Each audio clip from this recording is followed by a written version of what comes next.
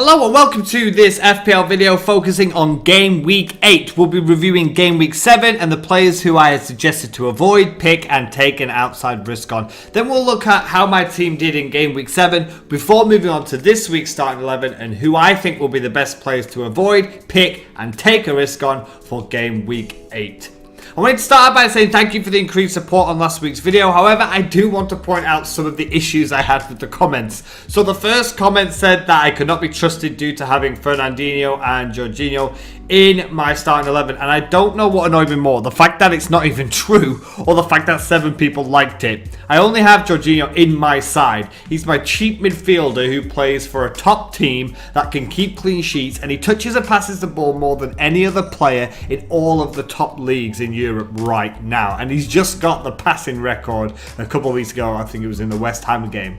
So he's my last choice midfielder anyway, who may get clean sheets and assist points. Secondly, this comment, do I watch the EPL because I'll get a max 50 points, and what was my problem? Why have I kept hold of Mendy? Now, if you would have actually watched the video, I had already explained that I'd used my transfer on Mora for Mkhitaryan, and I didn't want another -4 points because Bennett would automatically come into the team, and I believed Wolves would grab a clean sheet against Southampton, which they did, and Bennett bagged me 6 points. I had also mentioned it would be a tough week for me anyway because a lot of my players played against each other in this game week.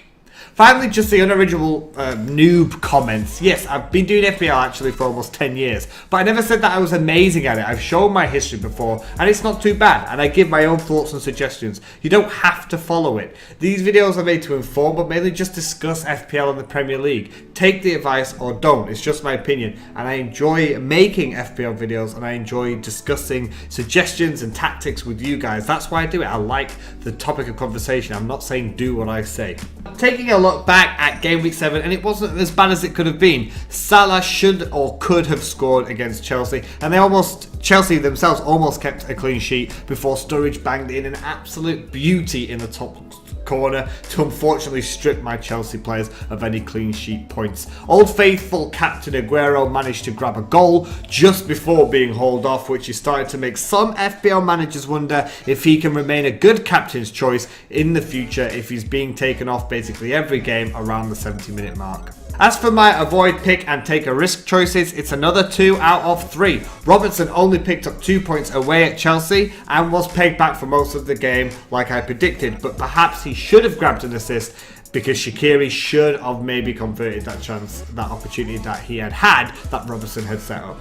Sterling was also a correct prediction. He grabbed 14 points against Brighton, picking himself up a goal and an assist.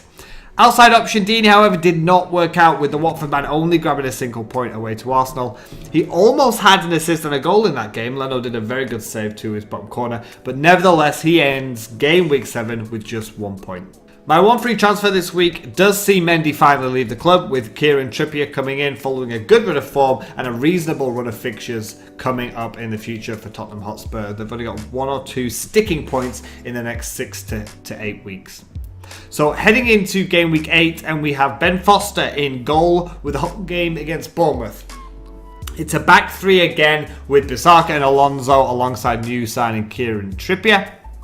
The rest of the side remains the same as Game Week 7 with Jorginho, Mora, Walcott, Salah and Hazard across the middle, and Hazard has taken the captain's armband away to Southampton. Up top sees the same duo of Aguero, who's off to Anfield, and Wilson, who's away at Watford. And that means the bench is the same with Ings, Bennett and Alexander-Arnold making up our outfield players, and Hamer finishing off the squad. So, moving on to this week's avoid, pick and outside risk predictions. So, my avoid of the week is going to be last week's star, Raheem Sterling. Although he is a top player in good form, he and Manchester City don't usually fare too well away at Anfield, and he could be a very popular player to miss out on points this week. I see him kind of being like Marmite. I think he's either going to be loved or hated by FPL managers at the end of this week. He just doesn't tend to do that well against Liverpool, and he doesn't do that well at Anfield. But this could be the time where he changes it and ends up bagging a hat-trick. But I'm going to go for avoid of the week.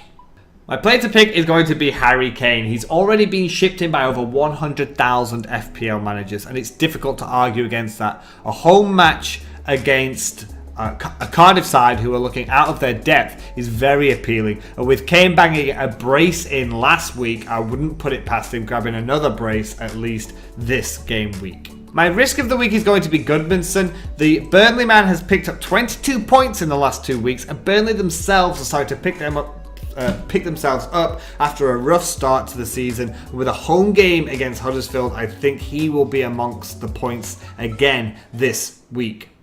That's it for this week's FPL video on Game Week 8. I hope you enjoyed the video, and let me know in the comments below your picks and avoids for this week and who are you counting on to make you a whole load of points. Take care, and as always, have a good one.